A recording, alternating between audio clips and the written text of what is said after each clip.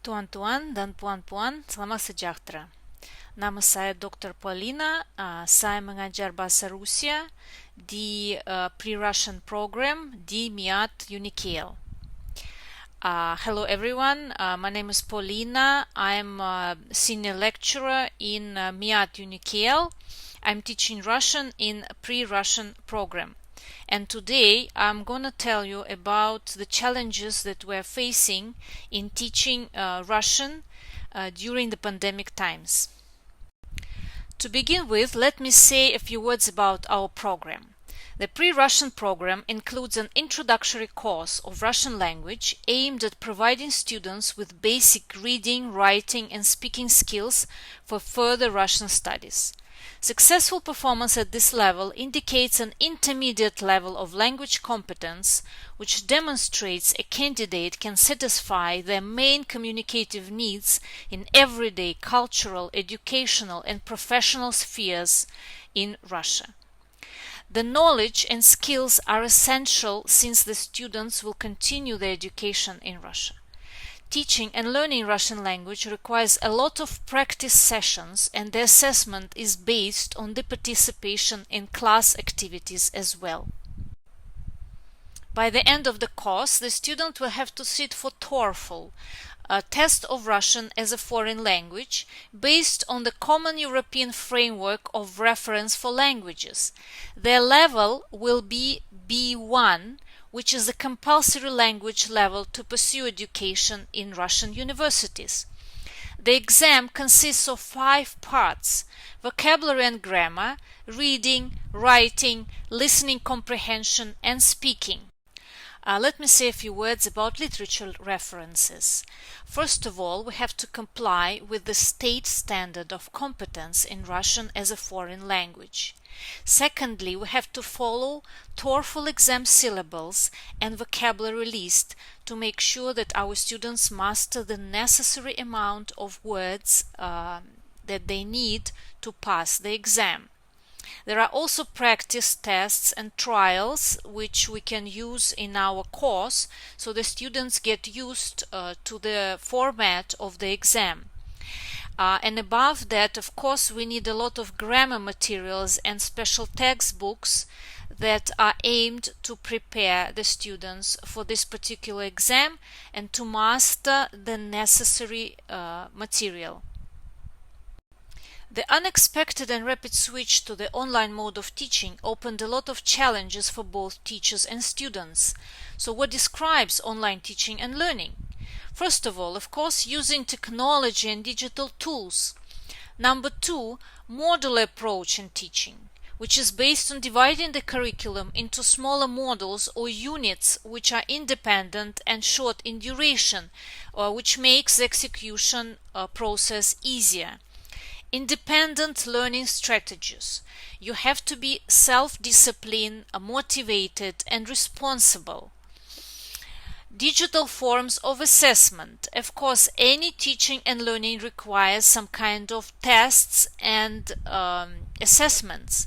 So here we have to use the digital tools. I will talk about it later in detail.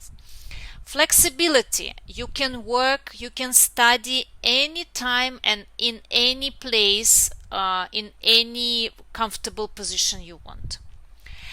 Visual materials. All the materials used online are very, very user-friendly, very readable, have very interesting and interactive interface. The rapid change of teaching and learning is based on an empirical approach. How to choose the language teaching methodology that will work for you. If you talk about online teaching, there are plenty of digital tools you can use. Among them are applications, digital worksheets, different forms, infographics, online learning platforms, interactive boards, digital libraries, e-books, games, and quizzes. Every language class requires a whiteboard, so nowadays we have to use digital boards. We are working in Microsoft Teams, so of course our preference goes to whiteboard in Teams. But of course, there are a few more that you can use. For example, Jamboard that is easily connected to Google Classroom. Mirror Board is also a very popular platform, and some others. In Russian language classes, we share a lot of digital materials with our students, and we're using digital libraries and e-books. For example, Litres, which is a digital bookstore, and you can also buy audiobooks there. Zlatoust is the publishing house in St. Petersburg, which also sells a lot of digital books nowadays and a lot of digital textbooks as well. And also there is a platform, RKI, which is a digital library and has a lot of materials in Russian that can be used during the class. Online learning requires a lot of self-study and self-discipline, and these applications are very, very handy for our students to master the Russian grammar. They cover a lot of different aspects, from vocabulary and grammar and verb aspects and verbs of motion, and there are also applications that are dedicated especially to prepare the students for the TOEFL exam. Every learning and teaching requires assessment. So what digital tools we can use for these purposes? Tests, quizzes, game-based tests, forms, and online boards. There are a lot of online quiz makers and worksheets generators, but let me just say a few words about those that we use in our program. We are working in Microsoft Teams and we're using a lot of forms, Microsoft Forms, for quizzes and assessments, including the homework. There are different types of questions, and you can also add audio or video files to the form for the students to watch and listen. The statistics are very helpful for the teacher to see how many questions were answered correctly, how many mistakes were made, what questions were challenging for the students. The settings are also very useful, as you can set the time limit for particular form. These are the examples of worksheets that can be used online. We are using a lot of live worksheets in our class because it can easily transform your PDF file into an interactive worksheet. The students can see their mark instantly. They can see all their mistakes highlighted in red and all their correct answers are highlighted in green. Both of these platforms allow to create interactive assignments using text, images, video, and audio. There is also an access to worksheets prepared by other teachers, and you can find plenty of Russian grammar worksheets there too. Games are also an essential tool of online learning. You can engage students in the learning process in a very entertaining way. When you talk about online games, we can mention no props games, games with very few materials, board games, cards, online quiz games.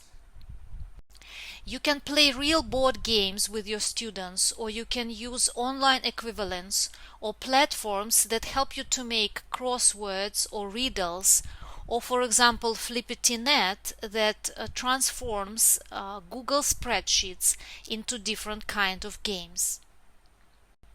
These are the examples of other digital tools that can help you to make interactive exercises and games and worksheets and even quests to use in your online teaching.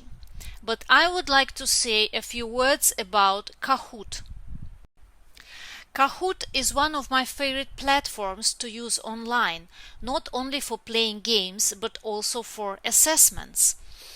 It offers different types of questions, and you can also use video and audio files and pictures as well for the quizzes. The objective of the quiz is not only to answer the questions correctly, but also to be the fastest.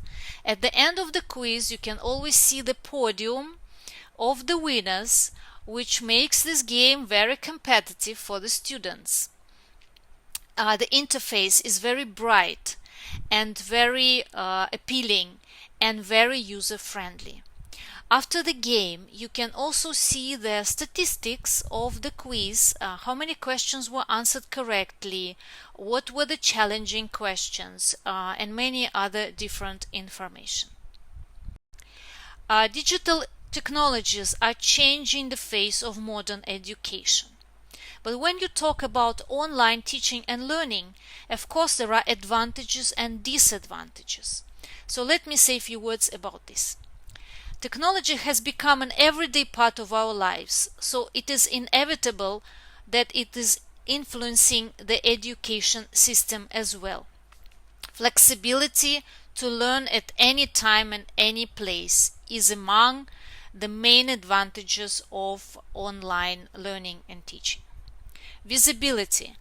All materials are well readable and interactive. Variety and amount of information resources available. Use of platforms to store materials. So nowadays you don't have to print materials anymore, and you don't have to stock up your own computer. Ability to use digital assessment tools for quizzes, for assessment, and also for exams. Individualization of learning. Nowadays you can find anything you want and anything that works for you and for your students and for whatever requirements you need for your particular course. What are the disadvantages?